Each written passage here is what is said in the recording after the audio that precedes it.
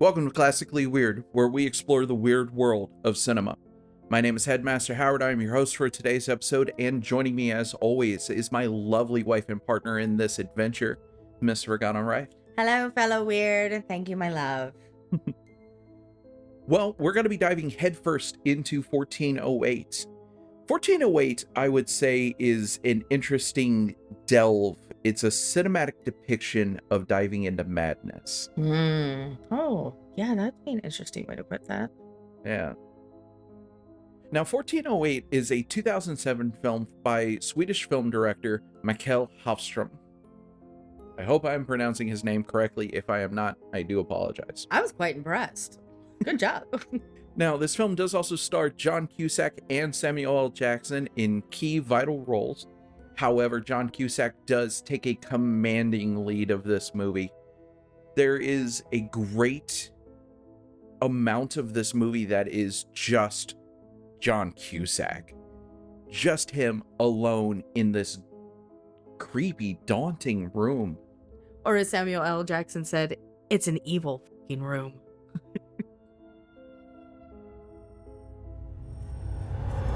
Now, my love, let's start diving into some things that we enjoyed about the plot of this movie. You have writer Mike Enslin, played by John Cusack, who is a egotistical skeptic, I think would be the nice way to put that. Okay. He's an egotistical skeptic who goes around from place to place investigating different paranormal phenomenon. He's kind of become that cynical paranormal investigator. You do start seeing some of this in general paranormal investigative crews as they kind of progress. If they keep finding that they're not experiencing paranormal phenomenon, they start building up these like, yeah, you know what? I'll believe it when I see it kind of mentality. It's like a big chip on the shoulder. We see Mike go through his first investigation. That's the opening sequence of this movie. And it's blasé. He doesn't find anything. He leaves them a nice review, but then he's just moving on. He's looking for his next thing. So he goes home to Hermosa Beach, California, checks his mail, gets a postcard that's from the Dolphin Hotel, and it says, "Stay out of 1408. Now, of course, that's going to just entice him. And that's exactly what it does. He then seeks out to try to stay in the room. However, he is barred at first by Samuel L. Jackson's character, Mr. Olin. Now, of course, Mike being the skeptic, he's like, okay, enough with the smoke and mirrors, enough with the spook show. I just want to go do my job. Can you let me do my job?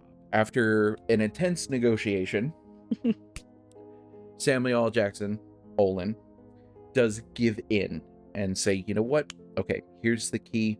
I'm going to drop you off. And I love that scene in the elevator when they're coming up. And he goes, nope, this is the closest I get to 1408. I like the introduction into the room. So not only are you being told about this room from Samuel L. Jackson's character and all the horrific things that one has been in the news, but all the things that have not been in the news.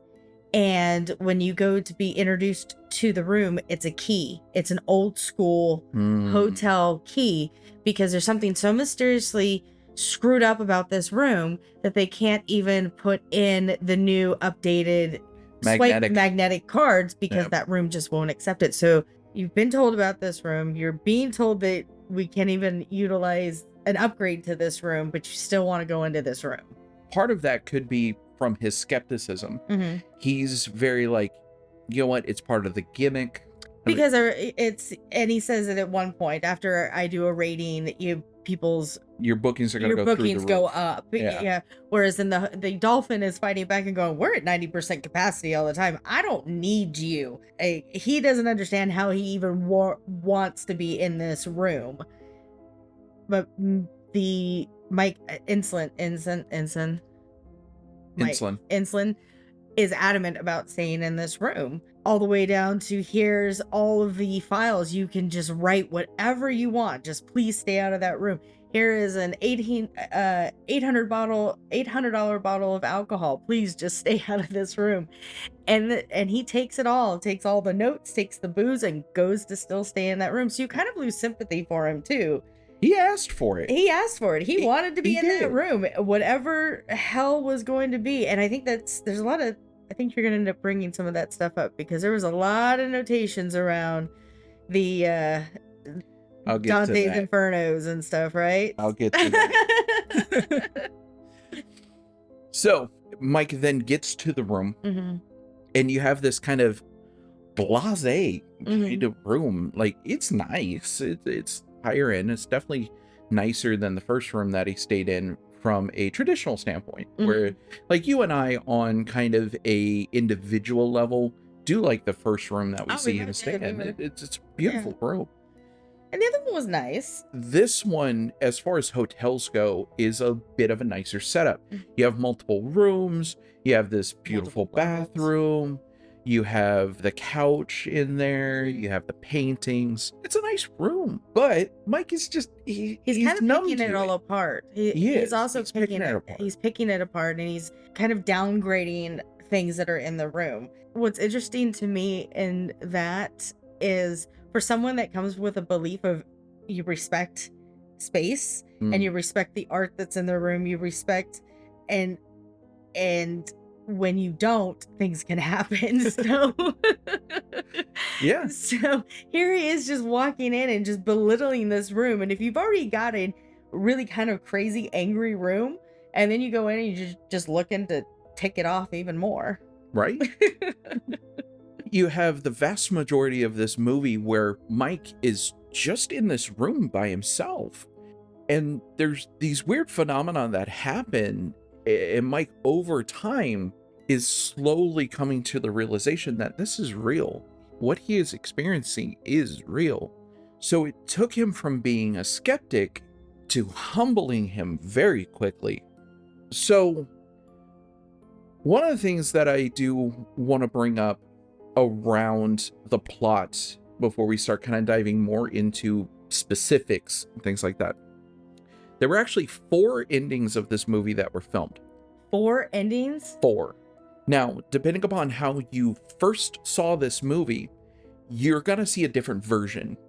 There was one specifically in the theaters. Okay. There was one for DVD release. There was one for directorial in the theater, and one for directorial on the DVD. The most common ending is the one that you and I just watched. That was the one where Mike burns down the room, he escapes, and when going through all the things later, he plays his tape recorder and the wife hears Katie's voice on it, and she knows that what he experienced was real. Now, Katie, right in that moment, it was him being in this room because he had a child that passed from some illness. It's left ambiguous, but I think the implication is cancer. It's cancers. I think that's the implication. Either way, it's something horrendous for a child to go through. And then he loses his child. So he goes in and he is that tortured soul, a parent having lost a child, and what kind of God does this to a child. And he's now experiencing Katie in this room. So you also know that he's going through a lot of guilt and grief because he's left his wife. He couldn't handle. He moves from New York to Hermosa Beach, and the room is taunting that energy and is making him relive some of those horrible things that he may have not really faced. And he's also on alcohol. He thinks that he's been drugged because the manager gives him alcohol, trying to bribe him, and he's like, no, I've been drugged, this isn't real. But now this is real. And by the time we get to that ending where he gets out is when you hear the audio clip of his daughter.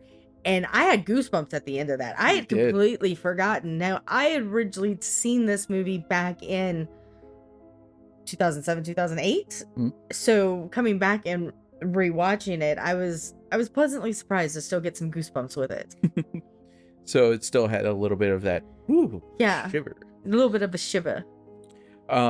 So that was one of the endings of the movie. But then you also have one where Mike dies due to the burning of the room. The last scene is of his funeral, and you see Samuel L. Jackson in the car, and he's just kind of like, I warned you. I warned you. I feel like I've seen that ending. Right? I feel like I've seen it over the years, because we're in 2025 now, and this movie came out 2007. So I feel like somewhere along the lines, maybe on like the DVD copy, I saw that. This movie's almost 20 years old. Oh my gosh. And still held. It's great. It still held really well in watching it. Yeah. And that mind, being both that we are paranormal investigators and that we do like to go out and research these things. And I have gone to hotels of that condition and investigated there. And the type of madness that he goes through and being locked in that space is unsettling. It is. And you feel for him. And also those moments where he's trying to figure out what's real and what's not. Because I also see you doing that too, going, okay, did somebody get in the room? Is this, how did those get there? Try to give the logical explanations as to what's happening. In order, for me, it would be in order to lead credence to the paranormal occurrence. Whereas with him, he's trying to disprove the paranormal occurrence. Yeah. So there is a slight distinction there. Okay. But yes, I see where you're going. So that was one of the endings where he dies in the room, and then you have the funeral sequence afterwards. The third ending is he dies in the room again. However, the last sequence is Lily unpacking all of his stuff, his ex-wife Lily, unpacking all of his stuff. And then she stumbles on his tape recorder, plays it, and hears him just rambling in the room. And at first she's just shaking his head thinking he's lost his mind. But then she hears Katie's voice again, and it's just, she realizes that it's real. I feel like over the years I remember this one as well. Yes. Okay. I remember that being intense because, he dies and she's going through the stuff. And not only does she hear, she hears his voice, but her daughter's voice. That was, again, look at, they're standing again. The fourth ending is one I don't believe I've ever seen myself. Mike dies in the room, and the final shot is of him and his daughter walking off. Again, I don't think I've ever seen that ending.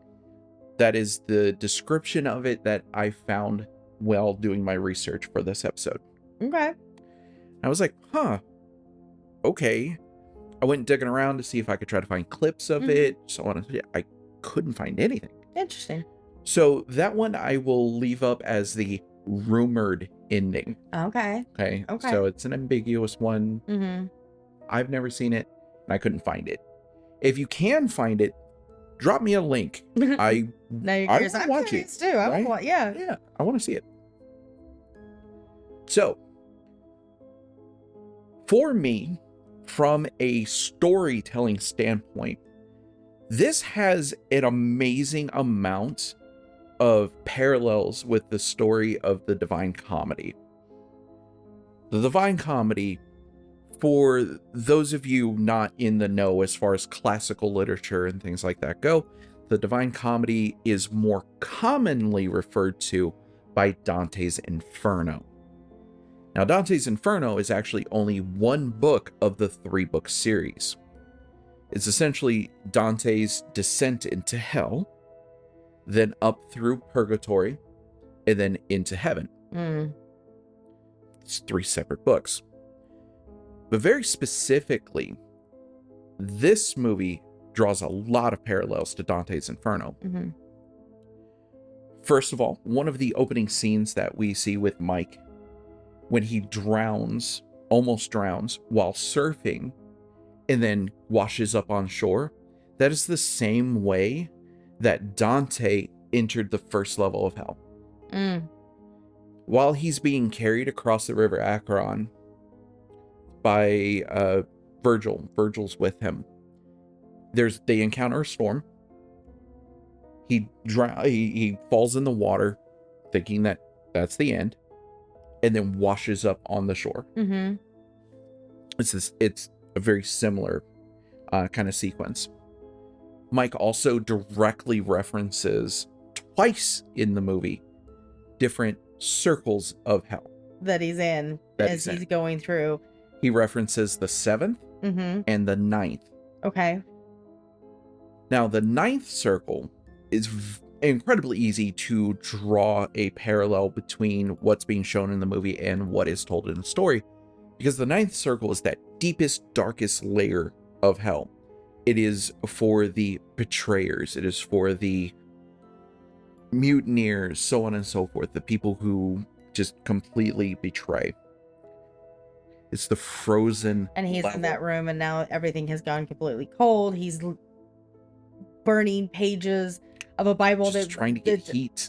Trying to get heat. And interesting that he was burning pages of the Bible too. Yep. But there was no letters, there was no words, there was no writing. There was no writing. All of a sudden, all of it had disappeared. But yeah, he was in that freezing room, and he makes reference to it. And does he make reference when it gets really hot in the room too?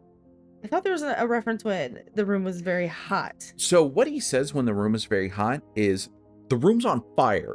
But that's also funny because he ends up setting the room on fire too. Granted. Little foreshadowing. A little foreshadowing. I did like that in this ending that we saw, because he does set the room on fire and almost release what is in there. And Samuel L. Jackson's like, good job, and just having a drink. Yep. Just good job. Well done, Mr. Enslin. Well done. Yes, well done. So I did like that as well. I did like during the ending that we saw here, where Mike just kind of accepted the fate. He wasn't expecting to be saved. He was like, he stood up. He chose the hero's path.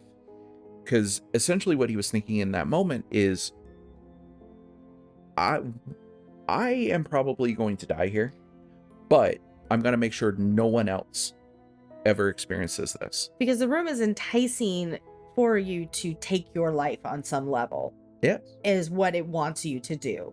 It keeps feeding you this negativity and then goes, here's the express checkout. Which is not, I mean, it's funny in the movie because it's a hotel, but so it's constantly showing him that, and he, like you said, takes the hero's path and is like, I'm not doing this your way.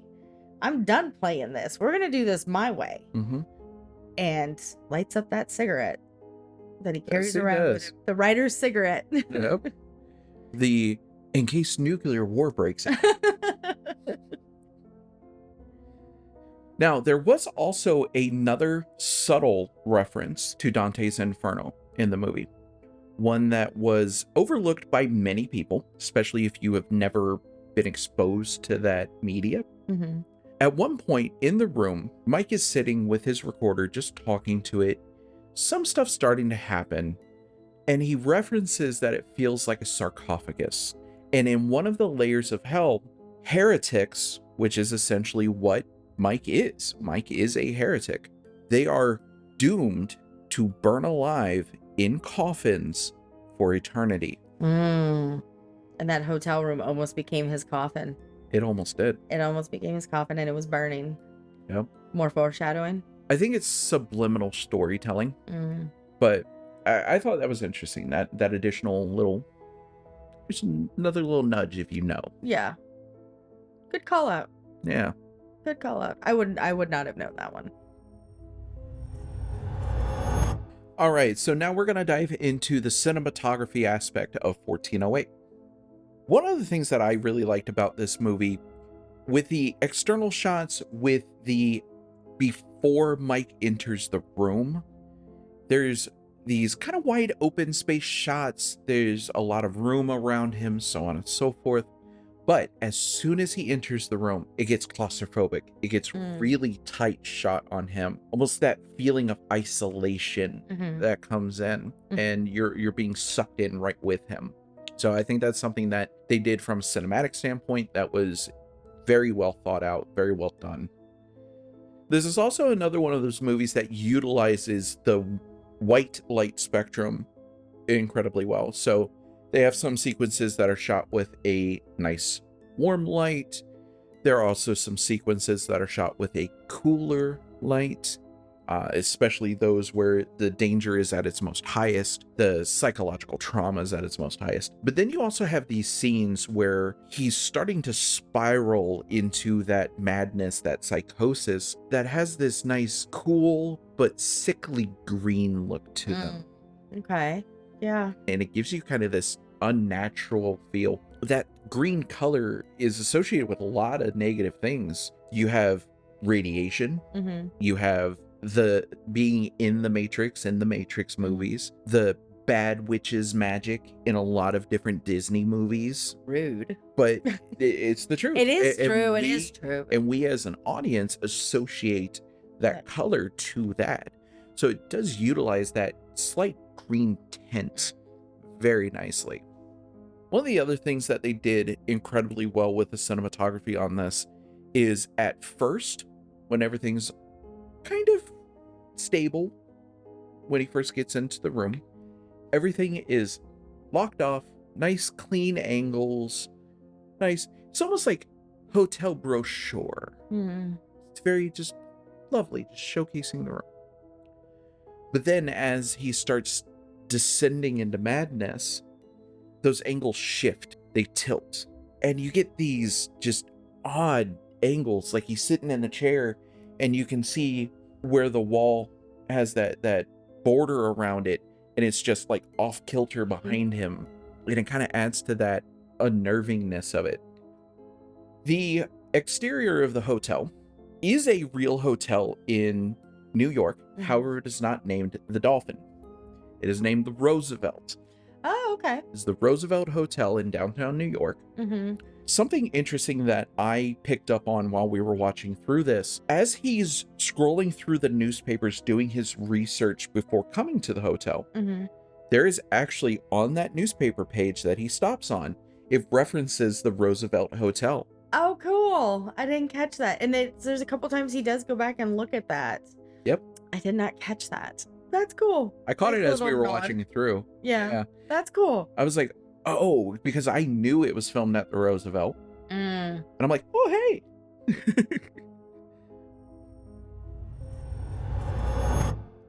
All right, so now let's start diving into some fun facts about 1408.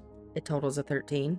It does total of 13. There are actually two 13s that are referenced in 1408. How did I miss the other one? So the room number itself does total to 13. However, as they're going up the elevator, Olin points out that they ignore that there's a 13th floor. So really this room is on the 13th floor. Yep. Okay. It's the 13th floor with a room that totals 13. Yeah. See, I love the number 13, so that would make me want to book the room. It's horror's favorite number. It is. It is. It is. And some people are completely terrified of it. And just like the number 666.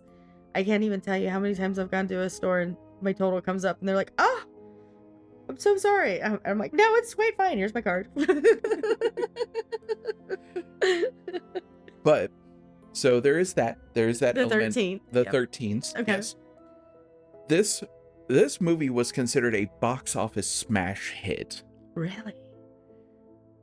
It made back $133 million, Wow. completely overdoing what its original budget was, which was $25 million.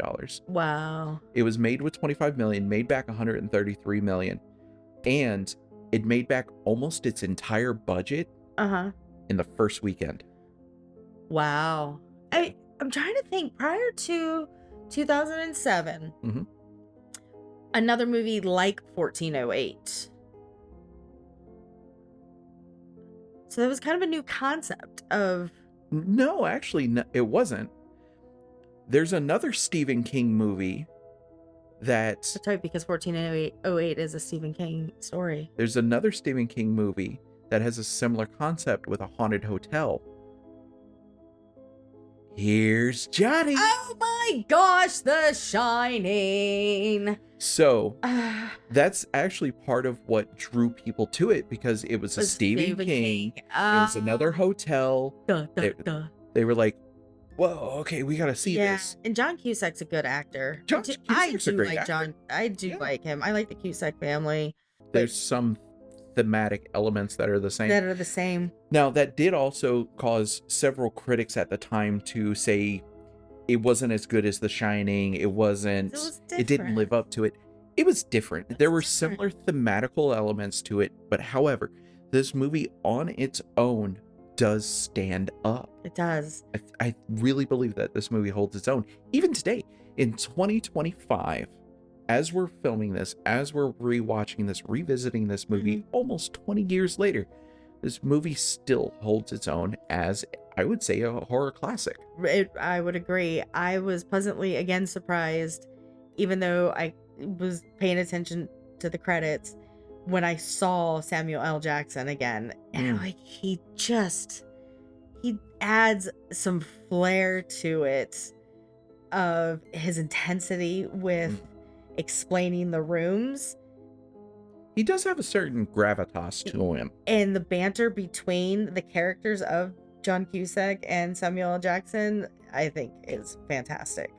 I also did really like the sequence when Mike is in the middle of this psychotic breakdown and he opens up the mini fridge looking for a drink and he can't find a drink and he starts tearing away at it. And through the back of the mini fridge, you see Olin, you see Samuel L. Jackson's character, and they start conversing and talking about the room. You asked for this. Yeah, what do you want from me? You asked for this. And that's the very truth of it. You asked for this, but it's like, I want my drink. But then the room did come looking for him, and that's the other thing. Throughout the movie, he keeps saying he wants an experience. He wants something to prove. I would love nothing more. I would love nothing more. And the room, the hotel, reached out to him and was like, don't come in here. And of course, like you said, being who he is, he's going to chase it down. But he also thinks that it's a hoax, because, you know, that whole thing. Gimmick. But that's the thing. Be mindful what you kick out to the universe, because you might get a haunted hotel that knows your address. It is kind of left very ambiguous as to who actually sent him the invite. You never... It could be the room. It really could be. With what we see this room do, it really could be the room. Have been the room. Yeah. You want the experience, and, you know, the books and all of that is being passed around. You want an experience? I'll give you one. Now, another fun fact about this movie, John Cusack, in his preparation for playing this role, actually studied the effects of severe isolation. Oh. And he portrays a lot of that in his acting in this movie. That descent into social isolation where everything's pushed away from you and you are completely locked off, and what that does to the brain. And he went there like quick. Because they say in the movie nobody ever survives more than an hour, and the room tests you for an hour, gives you all this hell to go through, and then asks you, would you like to do it again, or would you like the express exit? And he's going through that quickly. I kept thinking back to another actor. Was it Tom Hanks with Wilson? That kind of same thing, where Castaway. Thank you, Castaway, where it's one person just holding your attention that whole time. And Castaway, he had months to go completely insane. This grabs hold of you, but also, did the alcohol play a part? Because there was a lot. I mean, he was drinking a lot. There was, but honestly, I don't think it did. Because that room just grabbed him. I mean, I know we're supposed to shrink everything down into a 2-hour movie, but if you think about it, that room really just, like, he walked in and was like, gotcha. Yep. and just went to work on him. Really did. Yeah. All right, so now let's dive into our ratings of this movie. Let's start with cinematography. I'm gonna 1 to 5 skulls. 1 to 5 skulls. I'm gonna give it 4 skulls. That sequence with the overlaying of the images just really intrigued me. I love the like I said, I like the old buildings. I'm a sucker for old buildings. I think that the decor, the lighting, the shiftings, I think that it was overall really good, even for 2007. All right, so for me, I would say that this gets a 4 out of 5 skull rating for its cinematography. I think that, especially given that this was done in 2007 and we were still kind of in that stage at that time of really kind of cliche and cheesy horror, I think that they did a phenomenal job with their cinematic camera movements, the lighting.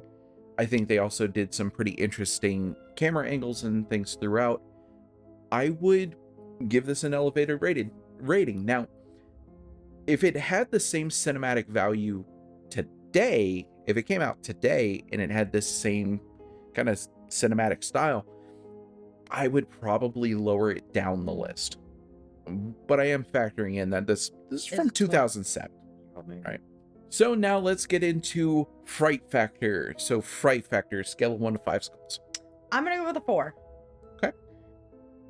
The aspect of being locked in a room and having your mind just played with like that would mess me up. I'm gonna go and give this a 5 skull, I think. Oh, okay. I am someone who I do struggle with mental health issues myself. And the idea of being locked in that isolation, like you just said, is absolutely terrifying. It is one of those where a willful isolation is nice. However, a trapped isolation like that is slowly driving you further into psychosis, further into mental health struggles, is absolutely terrifying. It is absolutely paralyzing. I have had episodes where I've had panic attacks. I've had issues with anxiety. I've had issues with all kinds of things. And being in a situation like this, I think probably would mentally scar me for the rest of my life. So I would actually give this one a 5. Well, okay. Now, my love, is this a movie that we would recommend to people? Yes, no? Yes, I Yes. would. It's even 20 years later, I still enjoyed going down the rabbit hole and watching this and would recommend it to other people. I fully agree with you. I would definitely recommend this to anyone who is a fan of a psychological thriller movie that has a spiritual element to it, and really anybody who's a fan of John Cusack Or Samuel L. Jackson. or Stephen King, Yes. Gotta give it to the king. right? All hail the king. All hail Stephen King. Alrighty, folks, so that's our breakdown of the movie 1408. Let us know in the comments below if you agree with our assessment of this film, if you give it a different rating, if you have a different review of it. If you liked this movie, if you didn't like it, let us know. Also, drop us a comment below if you have any recommendations for new movies for us to check out. I say new, it could be anything that is related in the horror genre that we haven't covered yet.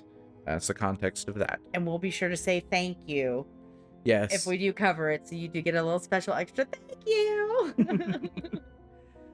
Hey there, and thanks for sticking around to the end to help us launch our wonderfully weird little corner of YouTube. Now, we're dropping 5 videos today to kick things off with a proper ritual. Celebration. And we plan on being back every 2 weeks with fresh horrors, twisted tales, and our own brand of dark love for the horror genre.